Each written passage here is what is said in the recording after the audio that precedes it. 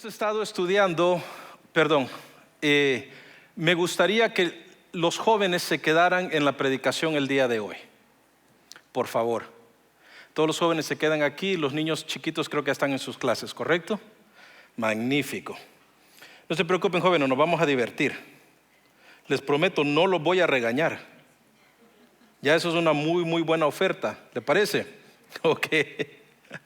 Hoy quiero tocar un tema que, aunque no es muy navideño en el lenguaje que voy a utilizar o las escrituras que voy a utilizar, el fundamento, el contexto de lo que voy a decir es muy navideño. ¿Ok? Entonces voy a hablarle a usted de cuál es la mejor manera de lidiar con el pecado. ¿Le parece si hablamos de ello un momento? Y usted me va a decir, ¿qué tiene que ver esto con el nacimiento de Jesús y con la Navidad? Bueno, la semana pasada vimos el hecho de que la genealogía de Jesús en el libro de Mateo no usa a Adán como el principio de la genealogía, sino a Abraham. ¿Y el por qué es esto? Es porque el linaje de Adán es uno de pecado y de muerte. Mientras que la genealogía que empieza con Abraham, el cual es el padre escogido, o es el padre del pueblo escogido de Dios, es uno de fe, de vida y de promesas. Entonces yo quiero que hoy tomemos tiempo para ver otro nombre que aparece en esa genealogía, que no debería de estar allí, pero sin embargo ahí está. ¿Ok? Y vamos a aprender algo que es muy bueno, es muy poderoso. Y vamos a experimentar también la gracia del Señor, el amor de Dios y el perdón de Dios en este tema. ¿Cuántos aquí, para empezar, cuántos de ustedes aquí son primogénitos? Primogénitos. ¿Sí sabe qué es un primogénito? El primero que nació en su familia. Levante su mano, no tenga miedo, no le voy a cobrar. Ok, primogénitos, magnífico. Entonces, por lo que se entiende que el primogénito siempre es el serio, el responsable, el encargado de los más pequeños. Ya está un primogénito por ahí haciéndole así. Se espera que sea perfecto, que no cometa errores, que siempre sea serio, íntegro. ¿Sí o no? Sí. Bueno, a ver, ahora vamos al otro lado. ¿Cuántos son los bebés de la familia? Mire qué montón de bebés de la familia. Mire, aquí el hermano dice que es primogénito y el bebé también al mismo tiempo. Hijo único. Oh, magnífico. Este sí tiene lo mejor de los dos mundos. Sí, y los primogénitos creo que van a coincidir conmigo en esto, de que a los menores, al bebé de la familia son los más consentidos. ¿Sí o no? Siempre se salen con las suyas. Los niños, el bebé de la familia siempre tiene un método que es eficiente. Yo le voy a decir, mi hermano aquí primogénito le puede testificar de eso. Usted quiere ganar la pelea, usted quiere ver a su hermano primogénito en problema, solo llore. Solo llore y dígale que su hermano le pegó. Mire, no cuestionan al hermano, simplemente de un solo va castigo, cadena perpetua, revés de la mano, alambre de plancha, o sea, lo que encuentre. Sí, y creo que se nos olvida a alguien más. ¿Qué se nos olvida? Hay uno que le llaman la generación olvidada, los que no existen. Los de en medio, los hijos de en medio. Sí, se ha fijado siempre, este es tu hijo mayor, y este es tu bebé. Y los de en medio no existen. Somos invisibles. ¿Sí o no? ¿Cuántos de en medio hay aquí? Mire nomás, somos la mayoría. ¿Ok? Se preocupe, hoy Dios va a hablar. Nos van a hacer justicia a todos los que somos hijos de en medio. Somos conocidos como la generación de los olvidados. Salen a comer y todo el asunto y ya hasta cuando regresan dicen, hoy no te llevamos a ti, ¿verdad? Es cierto. Sí. En el tiempo de antes, la primogenitura era un gran privilegio. Todo el que era primogénito, para empezar, en el momento de la herencia, a él le tocaba una mejor porción. Lo típico era que le daban el doble de la herencia que los demás hermanos. También el primogénito tenía un lugar muy especial a la mesa. Él se sentaba a la diestra o a la mano derecha de su papá. Cuando el papá moría, al primogénito, al mayor, se le consideraba como el anciano de la familia. Él era el responsable de la familia. También él se convertía en el líder. Y también recibía sobre todo una bendición extremadamente especial cuando su papá fallecía. Entonces, estos privilegios de la primogenitura se podían perder de dos maneras. La primera era que el primogénito cometiera una cosa grave que trajera vergüenza a la familia, al nombre de la familia. Entonces podía el papá quitarle la primogenitura a su hijo y pasársela al siguiente en línea. La segunda manera era cuando usted voluntariamente decidía dar los derechos de esa primogenitura. Y hay un ejemplo muy popular que es Esaú y Jacob, ¿recuerda? Donde él vende la primogenitura. Entonces, quiero que vayamos al libro de Mateo capítulo 1 y vamos a leer algo que no va a tener absolutamente ningún sentido. ¿Ok? Y empieza así. El libro de la genealogía de Jesús, hijo de David, el hijo de Abraham. Hasta ahí vamos bien. Abraham, dice, engendró a Isaac. Isaac engendró a Jacob. Jacob engendró a Judá y a sus hermanos. Judá engendró a Fares y a Zera con Tamar. Y Fares engendró a Esrón. Esrón engendró a Ram. Ram engendró a Aminadab. Aminadab engendró a Naasón. Naasón padre de Salmón. Y Salmón padre de Boz con Rahab. Y Boz padre de Obed con Ruth. Y Obed padre de Isaí. Isaí, él era el padre del rey David.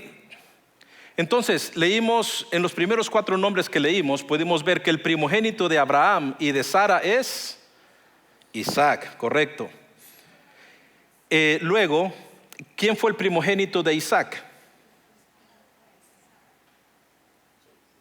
¿Quién fue el primogénito de Isaac? Pero según la escritura dice que el que nació primero fue Esaú, ¿correcto? Pero acabamos de decir que Esaú, ¿se acuerda que le vendió la primogenitura a su hermano Jacob? Por eso él es el que aparece en la genealogía y no Esaú. Ya va más o menos por dónde vamos con este asunto. Porque él vendió la primogenitura, ¿correcto? Entonces, luego ahora Jacob aparece allí en la genealogía. ¿Y quién es el primogénito de Jacob? No.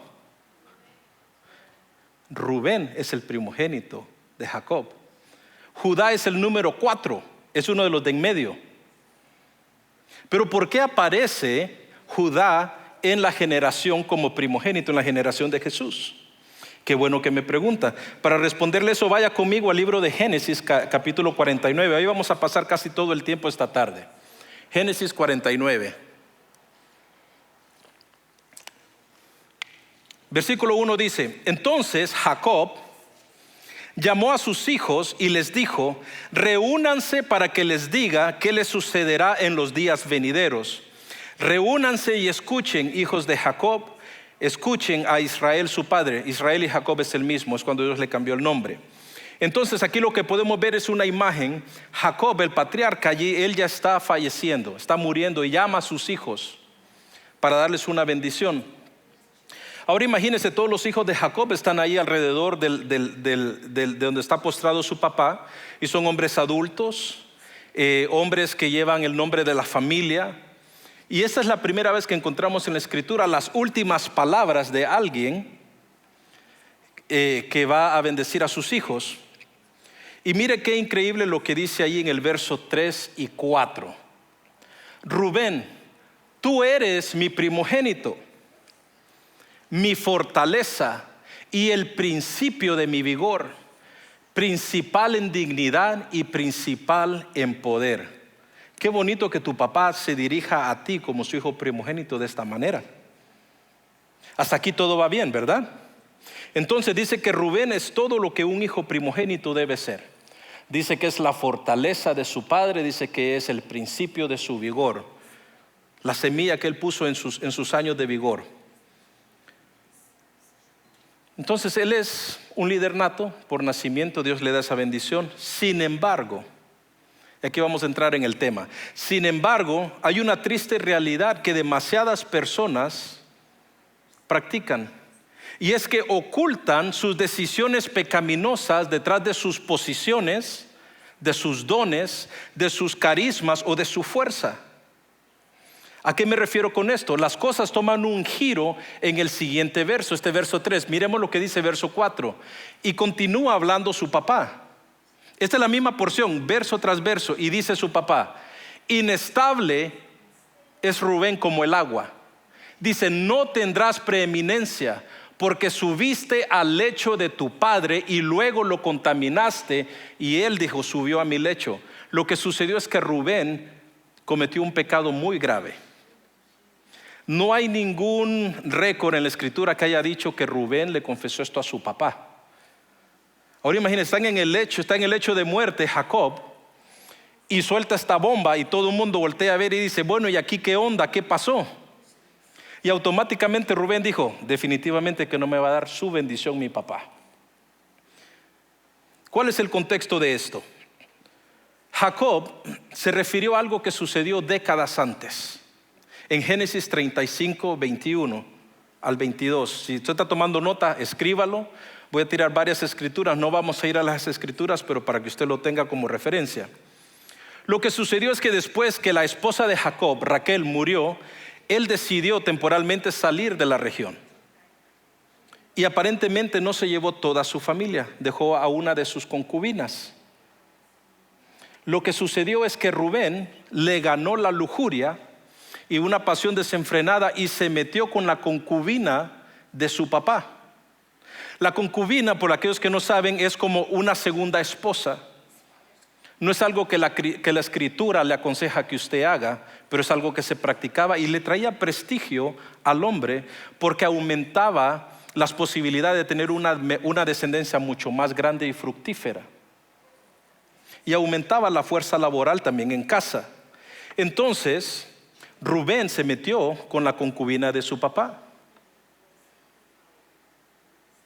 Y no solo pecó contra la concubina, sino que también pecó contra su padre. Hasta donde sabemos, como le digo, Rubén nunca regresó a decirle a su papá: eso es lo que hice. No hay ningún lugar donde le haya confesado el error y el pecado. Aunque él tuvo también muchas oportunidades de hacer muy buenas obras. En Génesis 37 cuenta la historia acerca de José, el cual en ese momento era el bebé de la familia. ¿Se acuerda que Dios le dio ciertas bendiciones a José y no era secreto? Él era el favorito de su papá. Y sus hermanos estaban celosos de cómo amaban a José y cómo Dios lo estaba usando a José a través de sueños y todo este asunto. Y se va a dar cuenta, vamos a seguir leyendo más adelante, donde también hay otros hermanos de José que son personas muy violentas y destructivas. Y lo que hacen ellos es que vienen y arremeten contra José y lo quieren matar. Pero Rubén intercede y evita que lo maten, pero toma una decisión y dijo: lo voy a echar a este pozo. Dice: a que aquellos se vayan, lo saco y dice: lo devuelvo a casa. Él pudo haber hecho las cosas totalmente diferentes. El asunto es que cuando él regresa por José, José ya no está, porque los demás hermanos que se quedaron allí lo vendieron a unos traficantes de humanos, porque lo que hacía, y a esta gente las vendían como esclavos. Entonces Rubén, imagínese, porque en ese entonces el primogénito era el encargado de los demás hermanos, él era el responsable. Ahora imagínese qué pasó por la mente de Rubén y dijo: ¿y ahora qué hago? Probablemente ahí donde salió el Chapulín Colorado. Ahora, ¿quién podrá ayudarme? Y se le ocurre una brillante idea y dice: ya sé qué voy a hacer. Esto es mucho mejor. Voy a agarrar el abrigo de José que quedó aquí tirado, voy a matar un animal, lo voy a llenar de sangre y le voy a decir: papá, se lo comió destazado un animal, mira, solo esto dejó. Para Rubén esa fue la idea más brillante que pudo tener.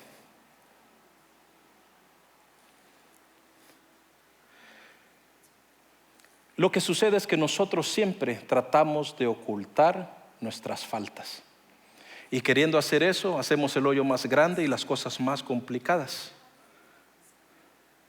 Esto es lo que nosotros a menudo hacemos. Cometemos un error y se nos ocurren ideas extraordinarias y quedamos peor que al principio. ¿Sabía usted que nunca las repercusiones de la confesión de un pecado van a ser peores que el ocultar un pecado? A veces en lugar de abordar el pecado tratamos de hacer cosas buenas, escuche, para expiar nuestros pecados. Pero eso no funciona. Las buenas obras sí son buenas obras, pero las buenas obras, hermanos, no anulan las malas obras que usted ha hecho.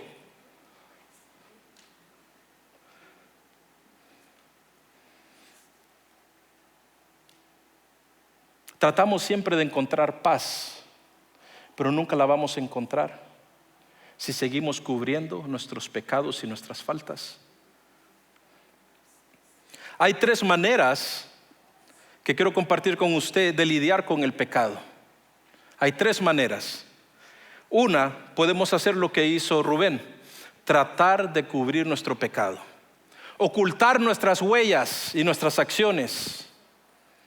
Entramos a las computadoras a ver cosillas y usted cree que al limpiar, borrar el historial, ya con eso ya no hay problema. Palabras que decimos, cosas que hacemos. Muchas veces la manera que nosotros hacemos para quitar la atención de esa falta es que tratamos de distraer la atención a algo bueno que hemos hecho. A veces hacemos una barrabasada grande y dice, sí, pero acuérdese también que hice esta buena obra. Las buenas obras nunca hacen contrapeso a las malas obras. Esa no es una manera, quiero que usted aprenda esto, eso no es una manera de lidiar con el pecado. Eso se llama cubrir el pecado. ¿Usted se acuerda cuando usted era niño y había cometido alguna travesura? Hizo algo que usted sabía que se la había ganado. Y de repente llegaba mamá o papá a la casa y usted estaba lavando platos, ¿se acuerda?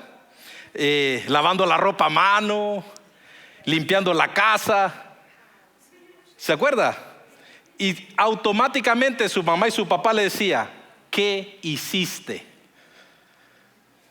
Porque pensamos que haciendo cosas buenas nos van a perdonar el pecado o el error que hicimos. Y no funciona de esa manera. ¿Se acuerda cuando usted le tronaba a su hermanito? Estaban peleando por un juguete y usted lo quería y ¡paz! Le da tomatazo. Y aquel empieza a llorar y usted le da miedo y le dice, no. Dice, no, ya no llores, mira, ten el juguete, es tuyo, ya no te preocupes. ¿Se acuerda de eso? Ay, ahora solo yo fui el que hacía esas cosas, solo yo le pegaba a mi hermanito, fíjese. ¿Se acuerda? Y uno quería compensar, no, tú sabes que te quiero mucho. ¿Qué pasa? No te quería pegar tan duro. Eso es lo que nosotros hacemos. Y nunca funciona. Somos inestables como Rubén. Nosotros no podemos jugar ese juego con el Señor. No podemos seguir cometiendo cosas y queriendo compensar con buenas acciones. Eso solo me trae la imagen. ¿Se acuerda de las balanzas? Ustedes que iban al supermercado, al mercado, y tenían el tubito así, ¿verdad? Y 2 pesas. Y a veces nosotros, esa mera, mire, hijo, qué buena persona tengo allá atrás en producción. Y a veces hágale de caso de que la izquierda es todas las faltas que hacemos, estaba hasta abajo. Y nosotros pensamos que poniendo cositas buenas en el otro lado, mientras la balancee, ya usted no está muy mal. No, sí estamos mal. Las cosas buenas siempre son buenas, pero las malas solo hay una manera de lidiar con ellas. ¿Qué dice el libro de Proverbios 28:13? Y lo deja muy claro, dice, el que oculta sus pecados no prosperará. Aunque los haya cubierto muy bien, no prosperará. Rubén pagó el precio de lidiar con su pecado de una manera equivocada. Se perdió la bendición de su papá. Nunca pudo disfrutar de los beneficios de ser el primogénito. No hay ninguna referencia entre los descendientes de Rubén que hayan vivido una vida de distinción por haber sido generación de Rubén. Dice usted, bueno, Rubén le quitó la primogenitura a su papá. Probablemente se la dio al segundo en línea, a Simeón. O probablemente se la dio a su otro hermano, al tercero, a Leví. Veamos qué dice Jacob cuando empieza a hablar de Simeón y Leví. Volvamos a Génesis 49, ahora versos 5 y 7. Ya que descartó a Rubén, ahora dice, Simeón y Leví son hermanos. Las armas de violencia son sus espadas. Que mi alma, dice Jacob, no entre en su consejo. Oh gloria mía, no te unas a su compañía, porque en su furor mataron hombres y en su obstinación descuartizaron los bueyes. Maldito sea su furor porque es feroz y su ira porque es cruel. Los repartiré en Jacob y los esparciré en Israel. ¿A qué se refiere Jacob con esto? Imagínate que tu papá, esa es la descripción que da de ti. Puedes leer toda esa historia, está en Génesis 34. Se lo voy a hacer resumido. Un hombre de una familia influyente, se llamaba Siquem, se enamoró de la hermana de ellos, tenía una hermana que se llamaba Dina. El tipo le encuentra por allá solita, creo que la mandaron a comprar pan. Eso es lo que yo he escuchado, lo que en las malas lenguas. Es un chiste, ríase. La mandaron a comprar pan y este bandido la encuentra y se aprovecha de ella, abusa de ella. En otras palabras, pues la viola. El asunto es que él se queda enamorado de ella y quiere hacer las cosas bien y va donde Jacob y quiere pedir la mano de ella en matrimonio. Simeón y Leví, el segundo y el tercero mayores, escuchan lo que está sucediendo y ellos dicen, queremos encargarnos de la negociación. Entonces convencieron a Siquem y a su papá que la única forma en que esta unión iba a funcionar es que ellos se circuncidaran para que formaran parte del pueblo de ellos. Entonces los hombres dijeron, está bien. Y no solo ellos se circuncidaron, sino que hicieron a toda la ciudad de donde ellos eran que también se circuncidaran. Han de haber sido gente de mucho influencia, porque yo no sé si alguno de ustedes le dice, hey brother, me quiero casar con una muchacha y te puedes circuncidar conmigo. Yo le digo, brother, yo creo que te llamaron para ser soltero. A mí no me incluyas en esa bronca. Bueno, el asunto es que este plan era un plan con maña, porque Simeón y Leví tenían un plan y era muy malévolo. Cuando todos los hombres de esa ciudad se circuncidaron, dice la escritura que estaban en mucho dolor. Y ellos llegaron con espada y mataron a Siquem, a su papá, a todos los de su casa y a todos los hombres de esa ciudad. Al punto que saquearon la ciudad, mataron los animales, se quedaron con las mujeres y con los hijos de ellos. Cuando Jacob los reprendió por lo que habían hecho, por esa violencia y por haber traicionado la palabra que habían dado, ellos justificaron su acto. Y dijeron que deberíamos dejar que traten a nuestra hermana como una prostituta. Yo sé que lo que le sucedió a su hermana no es bueno, no es justo. Pero compara lo que sucedió allí con lo que ellos hicieron. Sobre todo porque lo prepararon, lo planearon, fue intencional. Y ellos lo que hicieron fue justificar su pecado. Creo que muchos de nosotros a veces tomamos la postura de Rubén y encubrimos nuestro pecado. Pero muchas veces también nosotros adoptamos la manera en que Simeón y Leví lidian con su pecado, y es que nos autojustificamos. Usted va a escuchar frases que dice, bueno, entonces ¿por qué me hizo enojar? Alguien tenía que hacerlo, alguien tenía que haberlo dicho. Yo así soy, así nací. Siempre queremos justificar lo que hacemos, se lo merecían. Nosotros no podemos ser ejecutadores de justicia. Los pecados que nosotros amamos justificar son siempre pecados de ira, de amargura y de falta de perdón. Y siempre tú vas a tener esa tendencia de buscar absolverte de las faltas y de los pecados que tú eres culpable. Y siempre vas a querer culpar a las otras personas, siempre vas a querer poner esa carga sobre alguien más.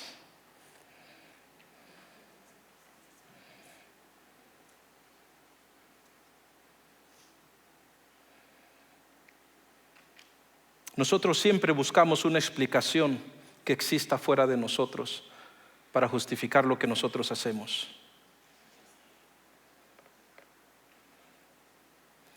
cuanto más insistimos en que nuestro pecado no es pecado, o que realmente no es tan grave como otros pecados, siempre nos ponemos bien frágiles y bien violentos cuando alguien nos confronta.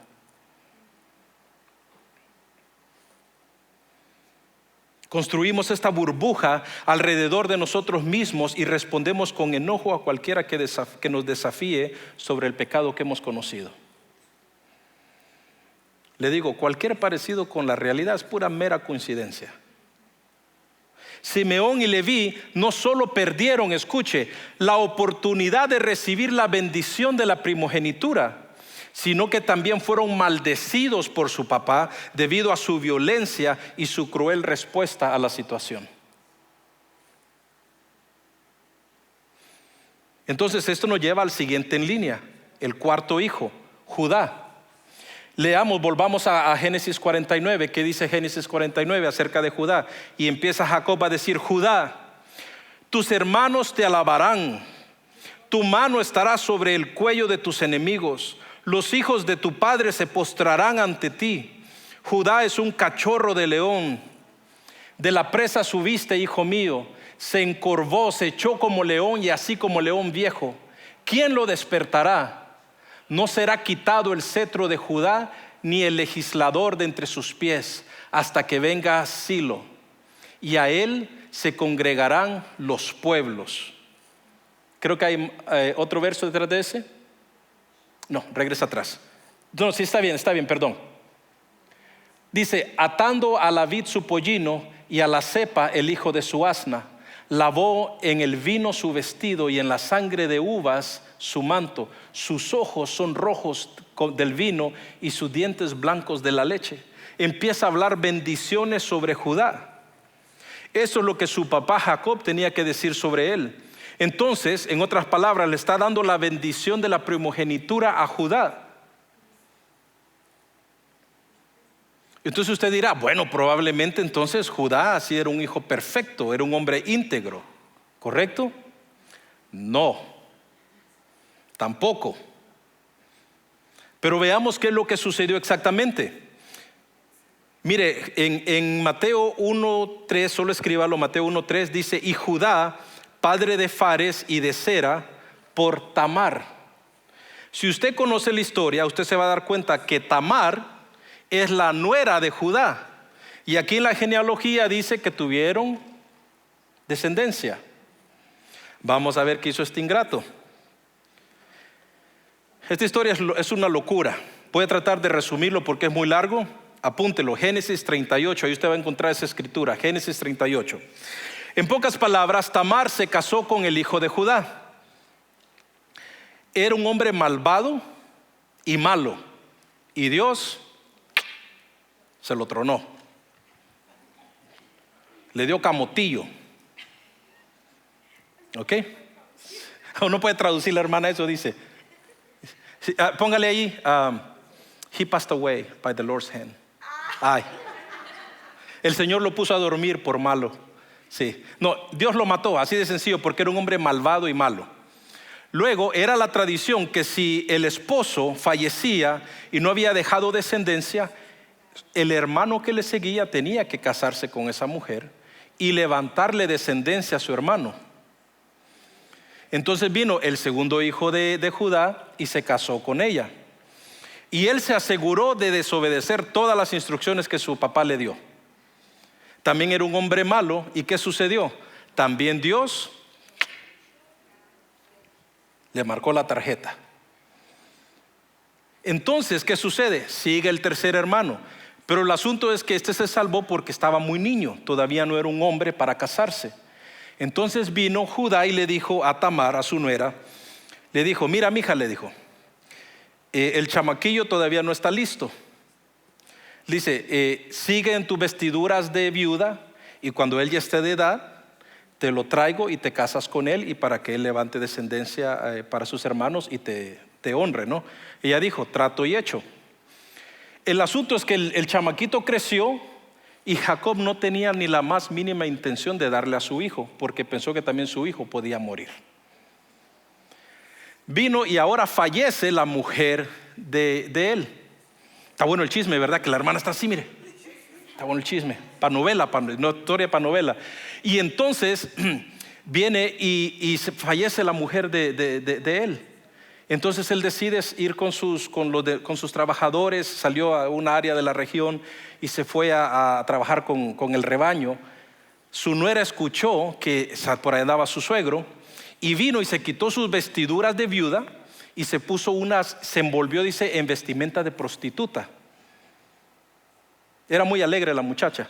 Entonces dice que averiguó por qué camino iba a pasar su suegro y se paró ahí a esperar que él regresara. Cuando viene el suegro y cuando viene Judá, la mira y dijo, chanfle. Entonces la miró y le dijo, ¿cuánto? Aunque no me crea, le dijo, ¿cuánto? Si no es broma. Le dijo, ¿cuánto por acostarme contigo? Entonces parece ser que era promoción. Ella le dio una buena cuota y le dijo él, ok, te voy a dar un cabrito. Ella le dijo, sal y vale.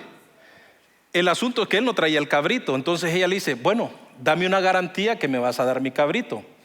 Entonces él le dice, ¿qué quieres? Y le dice ella, dame tu sello, porque era un sello que utilizaban para hacer negociaciones. Dame tu cordón y dame tu vara o bastón, como usted quiera llamarle. Y él le dijo, sal y vale. Se comieron el tamal. ¿Sí? Entonces el asunto, ya él se va bien tranquilo, se va para su casita. Ella regresa a su casa, se quita las vestiduras de prostituta y se vuelve a poner las de viuda. La bronca es esta, que la inflaron a la muchacha. A los 3 meses.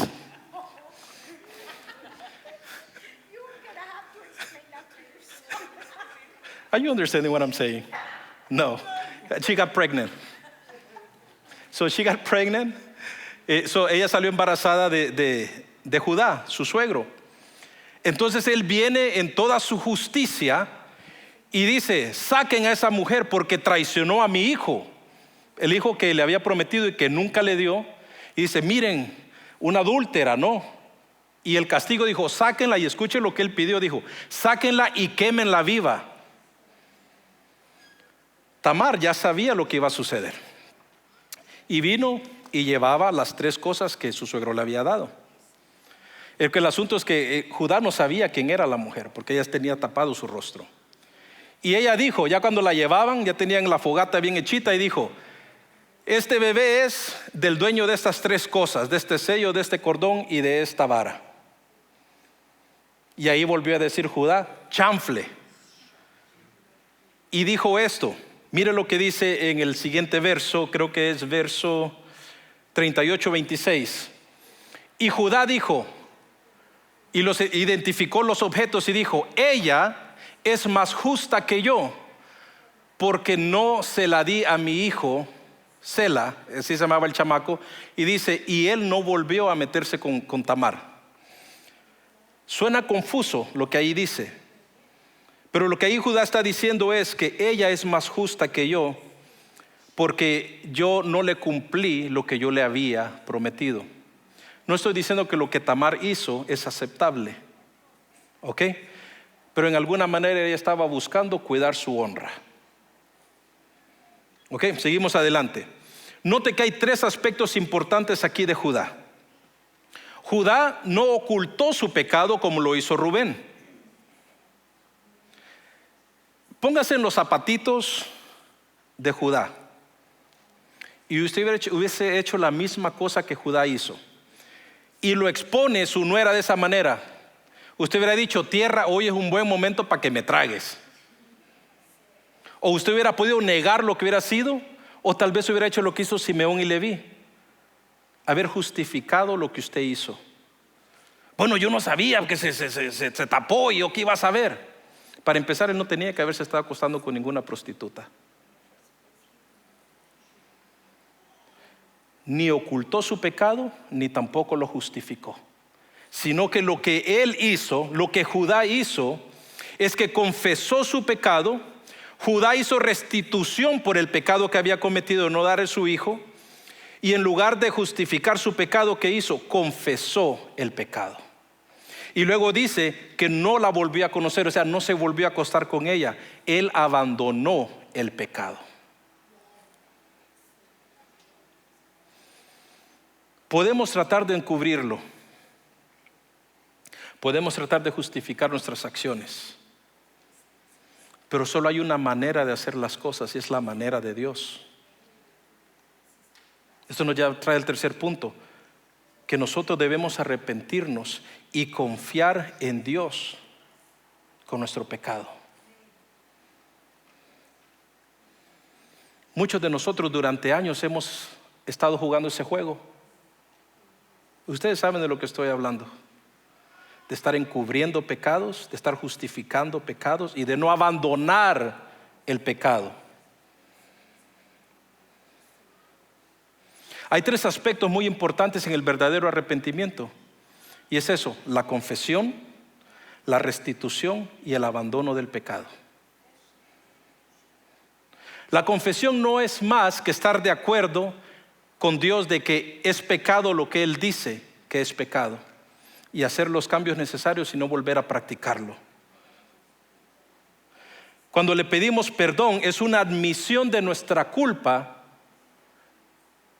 Tomamos la obligación de nuestro acto y lo reconocemos delante de Dios, y Dios lo que hace es que te da una esperanza, te perdona y te dice: podemos seguir.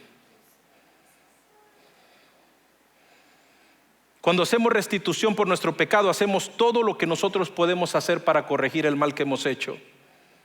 Eso es lo que dice Romanos 12:18, cuando dice: en la medida que dependa de ti, vive en paz con todos. No podemos obligar que aquel a quien tú le ofendiste te perdone, pero puedes hacer todo lo posible para enmendar los daños que hiciste. Le voy a contar una historia rapidito, deme 30 segundos.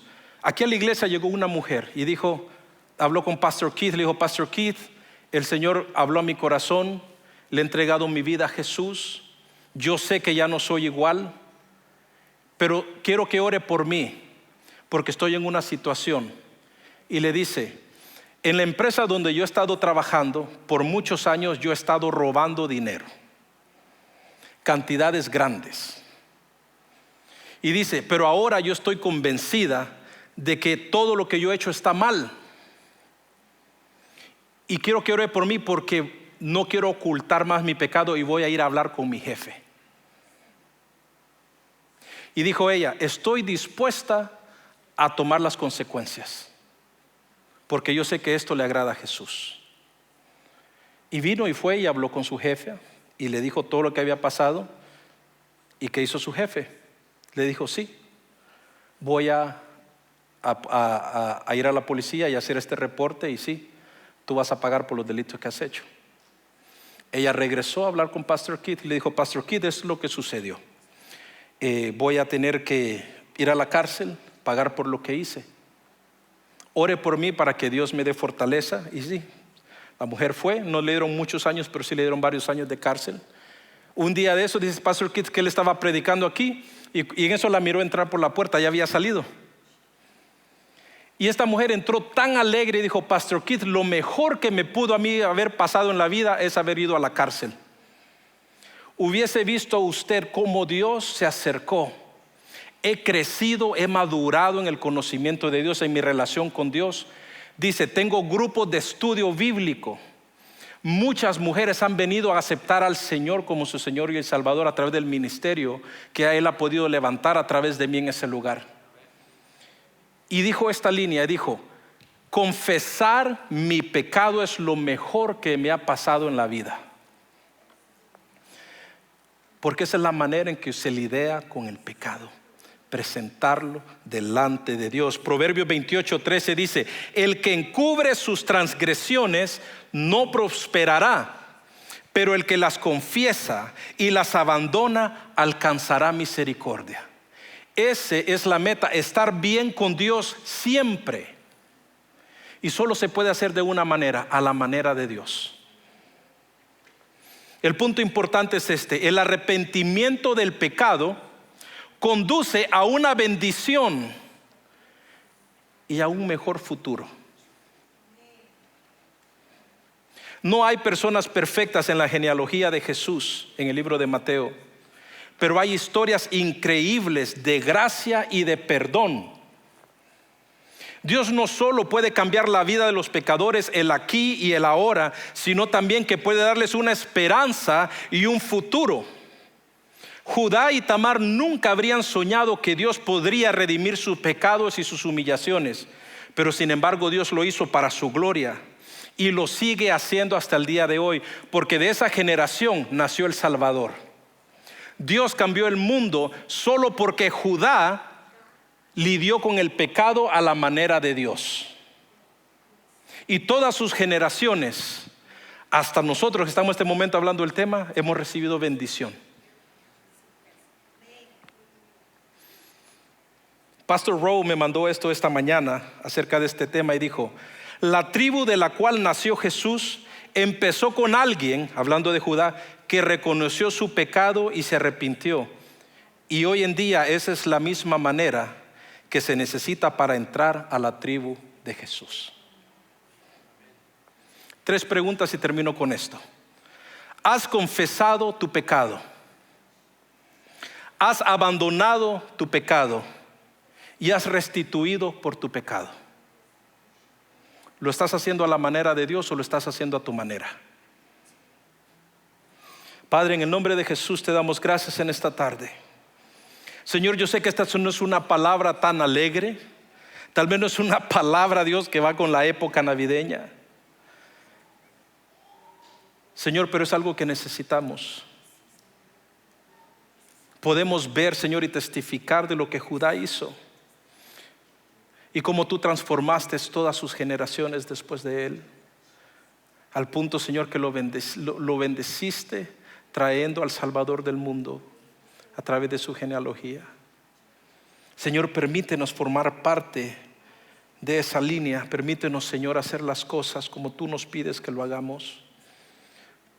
No queremos perder ninguna de las bendiciones que tú tienes para nosotros, ni tampoco queremos salir corriendo avergonzados, ocultando nuestras faltas. Señor, tu palabra dice que delante de tus ojos todas las cosas están al descubierto. No es que tú no sepas lo que hemos hecho, pero tú también miras y lees el corazón del hombre y esperas en nosotros la actitud correcta, esa actitud que hubo en Judá. Señor, ayúdanos en esta tarde, ayúdanos en nuestros días a caminar en rectitud, Señor, y no caminar en miedo y en temor de que no somos aceptos, porque tenemos un abogado intercediendo por nosotros de día y de noche. Señor, enséñanos a ser humildes y a reconocer nuestras faltas para caminar en santidad, en pureza y en integridad delante de tus ojos, en la manera que a ti te agrada, Señor.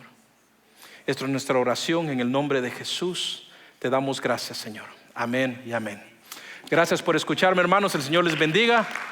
Nos miramos la siguiente semana.